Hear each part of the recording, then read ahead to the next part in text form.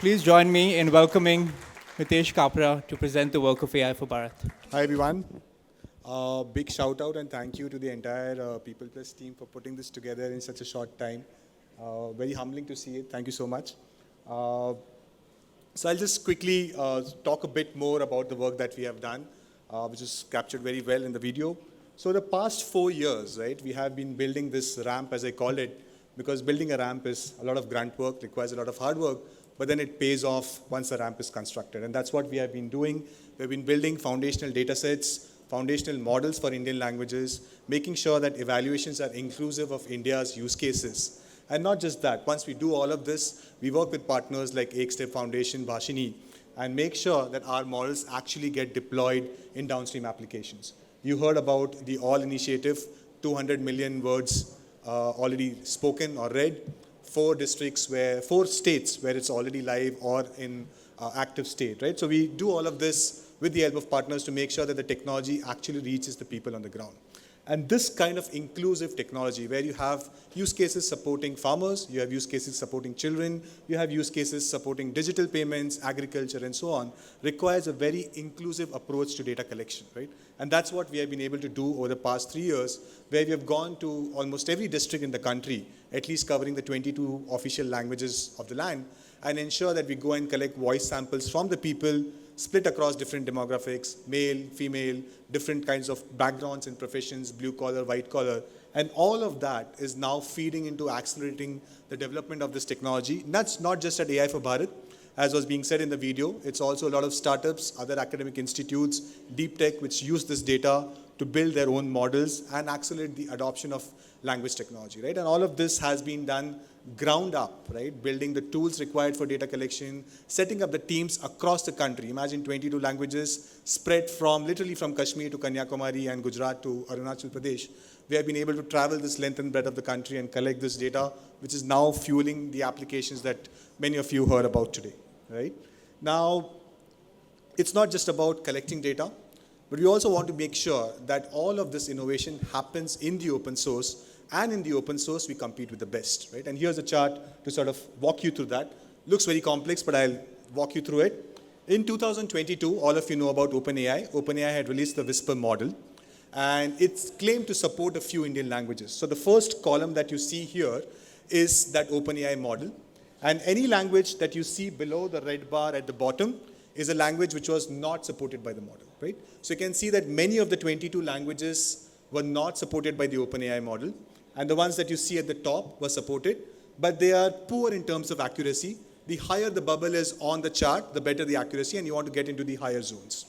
In 2022, we released our first ASR model, which supported more languages as opposed to OpenAI, and it also had better performance than what you had in OpenAI. In 2024, we had the next version of the model, which supports all the 22 languages, and the performance has improved further. And it's not just comparing with a weak model, we compare with the best. Along the way, there have been models from Google, there have been models from Microsoft Azure, Meta, all of these deep tech companies, and we make sure that we stay at the top, either being comparable to them or being better, while doing all of this in truly open source manner. Our data is open source, our models are open source, our scripts are open source, you can build on top of them, right? So this is one of our key strengths, doing this, showing that this can actually be done in the open source and being done at a certain quality, right? So now, if this is where we are today, right, what next? Going forward, we want to focus on the inclusivity agenda that we have started with. We want our models to work better for children. We heard about the All application. It's a very interesting application, very important in Indian context. It's imperative that we make our models work better for children. It's important that our models work better for rural women so that they can be a part of the digital inclusion, right? And it's important that our models work well on telephony. Many of you saw the Jan Ki Baat demo during the break. It works on a telephone line, which is 8 kilohertz, technically different from what you and I record on our mobile phone. It has to work on that telephone line with the signal distortion that comes with it, right? So it's important that this happens. It also needs to work with layman, right? So one of the criticisms, if I may call, that we get for our translation systems is that it produces very pure translation. In India, no one understands if you tell them that Pariksha Kendra pe aapke pehchan patra ki जांच की जाएगी. What you need to tell them is exam center पे आपका hall ticket check किया जाएगा और आपका ID card check किया जाएगा, right? So that's what we understand. Translation has to work for the layman, right? And a lot of these other use cases which make sure that the models are inclusive. Now, if we continue this ramp story, then we'll take forever to reach that skyscraper where we want to be in the cloud, where everything works for Indian citizens across different demographics, across different use cases. Fortunately, on the back of the work that we have been doing for the past 3 years, today technology has reached a stage where I call it the snowball effect, where our own models are now able to generate data which can accelerate some of these developments, right? So we no longer need to do this painful data collection, going across the country, setting up a team of 400 translators, transcribers, and do it. We can use our own models to generate synthetic data, which could then accelerate this, right?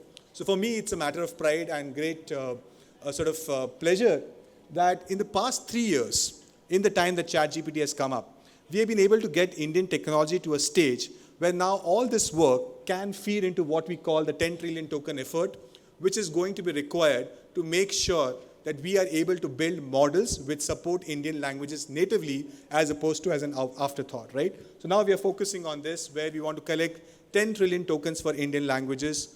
A lot of that would be synthetic data which captures language information, the knowledge of the word, as well as a lot of cultural information. What does an average person in a village in Dharwad do from 6 a.m. in the morning to 10 p.m. in the night on the day of Diwali? This is a question which is very interesting. The answer varies from every place, every district, every village across the country. Can we capture that data so that all of that feeds into this 10 trillion token effort, which could then power the Indic LLM efforts that we are going to focus on going forward? So this is I'm excited about the journey forward, where all the work that has happened over the past 3 years is going to now snowball into building our own Indic LLM, which can natively support Indian languages. Thank you.